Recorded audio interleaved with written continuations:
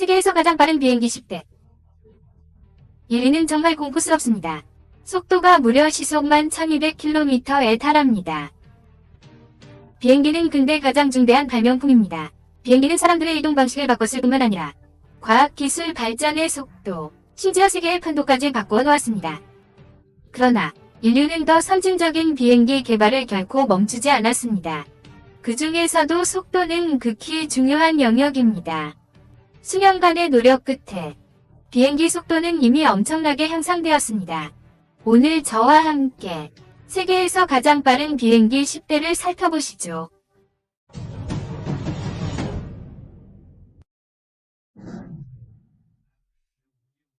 F-15 전투기는 미국의 보잉사에서 개발했습니다.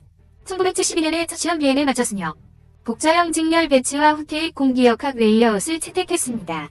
두 기의 터보팬 엔진을 탑재하여 높은 기동성의 작전 능력을 갖추고 있습니다. F-15 전투기는 전장 19.4m, 이폭은 13m입니다. 최대 비행 속도는 마하 2.5에 달하며 최대 비행 고도 역시 2만 m에 육박합니다. 최대 항속거리 또한 4,600km나 됩니다. 이러한 눈부신 수치들 덕분에 50년이 지난 오늘날에도 여전히 세계 인류 수준을 유지하고 있습니다. 게다가 F-15는 다기능 펄스 도플러 레이더를 탑재하여 소형 고속 목표를 효과적으로 수색할 수 있으며 근접전에서 뚜렷한 우위를 점하고 있습니다. 동시에 F-15는 6개의 주익 하부 하드포인트, 4개의 동체 측면 하드포인트, 1개의 동체 중앙 하드포인트를 갖추어 총 내부 탑재량이 7.3톤에 달합니다. 주로 AIM 시리즈 공대공 미사일과 M61 발칸포 한문을 탑재합니다. 종합적인 실력은 4세대 전투기 중에서 매우 탁월하며 많은 이들의 마음속에 한 세대를 품은 신화적인 기체로 남아있습니다. 이것은 우리나라의 최신 세대 단자형 쌍발 중형 엔진 전투기입니다. 기장 20.3m, 입폭 12.8m이며 최대 비행 속도는 마하 2.5에 달합니다. 최대 상승 고도는 2만 m, 항속거리는 5,500km입니다. 기동성 수치는 세계 인류 수준에 도달했습니다. Z-20에 탑재된 무기로는 장거리 공대공 미사일인 피리-21과 중거리 공대공 미사일인 피리-1D가 있습니다. 3반각 카나드와 첨단 스트레이크를 적용한 카나드 공형 레이아웃은 Z-22 기동성을 크게 향상시켰으며 근접전에서 현저한 우위를 지니게 합니다. 제공 전투기로서 Z-20은 이미 매우 강력한 수준에 도달했습니다. 동시에 5세대 전투기로서 Z-22 스텔스 능력도 매우 뛰어납니다. 테스트 결과 Z-22 레이더 반사 면적은 0.027제곱미터에 불과하여 참새 한 마리 정도의 크기입니다. Z-22 등장은 중국의 획기적인 의미를 가집니다. 우리의 손에 마침내 당당히 내놓을 수 있는 날카로운 검을 쥐게 된 것입니다.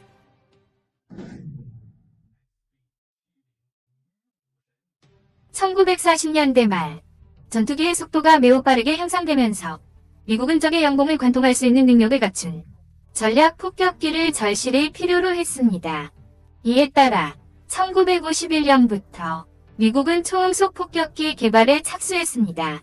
발키리는 1964년에 첫 시험 비행을 마쳤으며 기존의 노스 아메리칸 항공에서 개발했습니다. 전장 약 59, 7m, 이폭 32m로 델타익 디자인을 채택하였고 제너럴 일렉트릭의 터보팬 엔진 6기로 동력을 공급받습니다.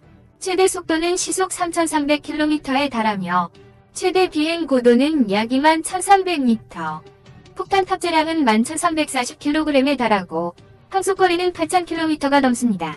발키리의 모든 능력이 극도로 뛰어났음에도 불구하고 막대한 개발 비용과 새로운 방공 시스템의 발전으로 인해 결국 미국은 이 프로젝트를 포기했습니다. 프로토타입 한 대당 비용이 7억 달러 이상이었다고 하는데 이는 당시 미국에게도 결코 적은 액수가 아니었습니다.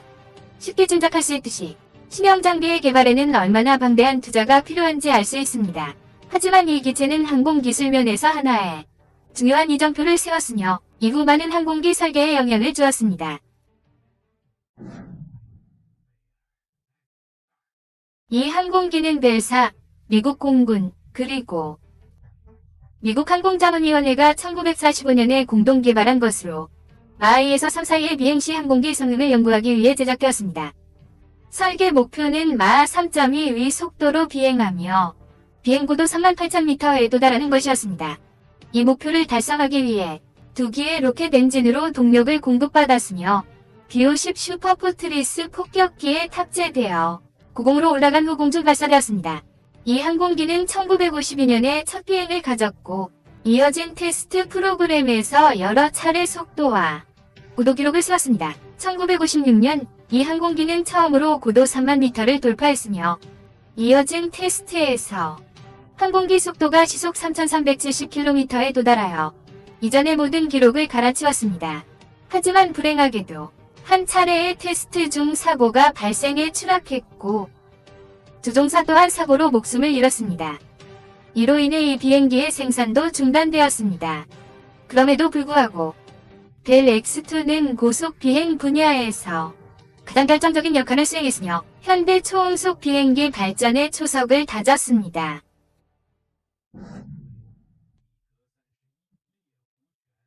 미그-31은 소련이 70년대 말에 개발한 초음속 요격기입니다.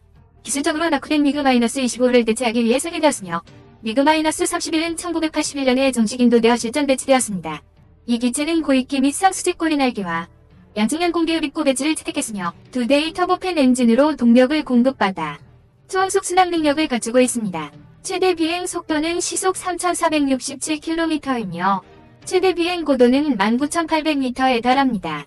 전체 길이는 약 22.7m, 날개 길이는 13.46m, 높이는 6.15m로 고성능 전투기입니다. 이외에도 선진적인 항전 및 무기 시스템을 탑재했습니다. 강력한 레이더 시스템은 동시에 여러 목표를 타격할 수 있어 공중전의 판도를 바꿀 수 있는 능력을 갖추고 있습니다. 강력한 요격기로서 일련의 무기 장비를 갖추고 있는데 여기에는 발사 속도가 분당 최대 10,000발에 달하는 23mm 유견장 기관포와 다양한 원거리 고속 공대공 미사일이 포함됩니다. 개발된 지 오랜 시간이 흘렀지만 미그-31은 수년간 여러 차례의 업그레이드를 거쳐 지금도 여전히 고성능 전투기로 활약하고 있으며 항공 및 정찰 분야에서 상당한 경쟁력을 유지하고 있습니다. 미그-25는 소련이 60년대에 개발한 고고도 고속 요격기입니다. 미국의 선진 비행기 위협에 대응하기 위해 설계되었는데 예를 들면 발키리 폭격기 등이 있습니다. 이 기체는 1964년에 첫 비행을 마쳤으며 전체 길이는 22.3m, 날개 길이는 14.1m입니다. 중등 후퇴각의 고익기와 양측면 공기흡 입구, 그리고 쌍수직꼬리 날개 배치를 채택했고 2대의 터보제트 엔진으로 동력을 공급받습니다. 고고도 최대 비행 속도는 시속 3,500km에 달하고 최대 비행 고도는 22,000m입니다. 보조연료 탱크를 장착하지 않은 상태에서도 초음속 순항을 실현할 수 있습니다. 무기 측면에서는 23mm 구경의 기관포 한 웅과 공대공 미사일을 갖췄습니다. 이외에도 강력한 레이더 시스템을 통해 원거리 탐지와 목표를 조준하고 심지어 저고도로 비행하는 순항미사일까지 탐지 및 추적할 수 있습니다. 미그-25는 강력한 성능과 선진적인 레이더 시스템으로 동시대 전투기들을 앞섰으나 1976년 한 조종사가 미그-25를 몰고 일본으로 망명하면서 그 모든 데이터와 약점이 낱낱이 드러났습니다. 흥미로운 점은 미그-25가 서방 정보당국이 이전에 생각했던 것만큼 선진적이지 않았고 엔진 효율도 기대에 미치지 못했다는 것입니다. 이러한 불리한 상황에 대응하기 위해 소련은 미그-31의 개발을 시작했습니다. 비록 미그-25는 퇴역했지만 일부 기종은 여전히 세계 각지의 박물관에서 만나볼 수 있습니다.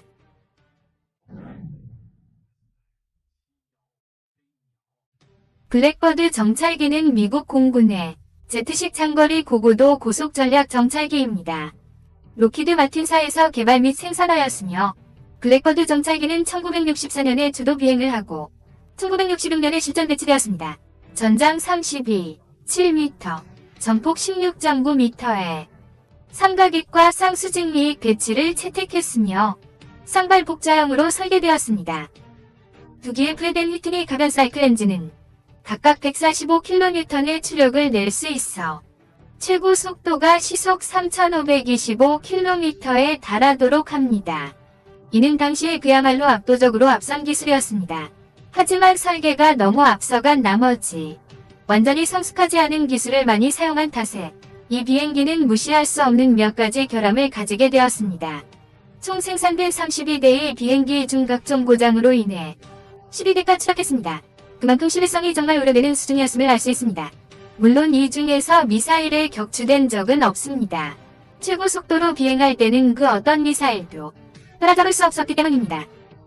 SR-71은 1998년에 영구 퇴역하였으며 일부는 박물관에 전시되었습니다. 이 비행기는 미국 로키드사에서 A-12 정찰기를 기반으로 설계한 저비용이면서도 마하 3의 비행 능력을 갖춘 기종입니다.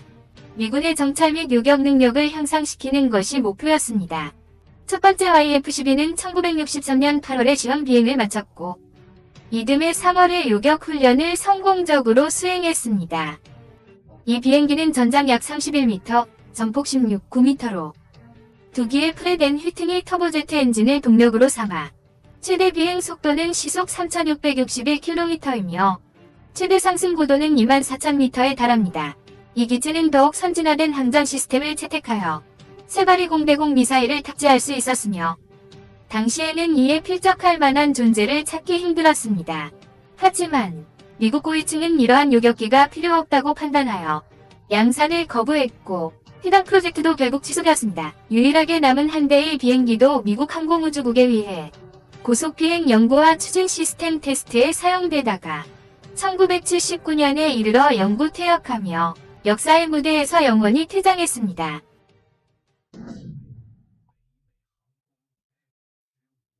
많은 사람은 비행기 제조업체들이 언제나 더 빠른 비행기를 만들기 위해 노력해왔다고 생각합니다. 그러나 놀랍게도 대기속도 기록은 이미 1967년 10월에 깨졌습니다. 이 엄적을 달성한 것은 미국 항공우주국이 주도하여 개발한 북미 X-15 시리즈 실험용 비행기입니다. 이 기체는 중위기 설계를 채택하여 전장 15, 3m, 이폭 6.79m에 달하며 1대의 액체연료 로켓 엔진을 장착했습니다. 최고 시속은 놀랍게도 7274km에 달하며 최대 비행 고도는 10만 m를 넘습니다. 그중 13수티 비행 횟수는 8만 m 고공에 도달하는 데 성공했습니다. X-15의 기체 표면은 일종의 특수니켈 크롬 철합금으로 덮여있어 고속 비행 시 발생하는 1200도의 고온을 견딜 수 있습니다. 이 프로젝트는 시작부터 마지막 비행까지 10년이 걸렸으며 200여 차례의 성공적인 비행을 마쳤습니다. 그러나 프로젝트 총 비용은 3억 달러에 불과하여 그것이 거둔 위대한 성과와 업적에 비하면 이는 매우 가성비 높은 연구였다고 볼 수 있습니다. X-43 시리즈 극초음속 비행기는 미국 항공우주국이 21세기 초에 비밀리에 개발한 무인 비행기입니다. 이 기체의 스크램제트 엔진은 비행기 자체의 속도를 이용해 공기를 압축하고 연료를 점화할 수 있습니다. 여기에 날렵한 외형과 가벼운 소재가 더해져 더 빠른 비행 속도에 도달할 수 있게 되었습니다. X-43의 시제기는 1996년에 탄생했지만 2004년 3월이 되어서야 처음으로 시험 비행에 성공했습니다. 이 기체는 29,000m 고공에서 자체 동력으로 11초 동안 비행했으며 최고 속도는 마하 7에 육박했습니다.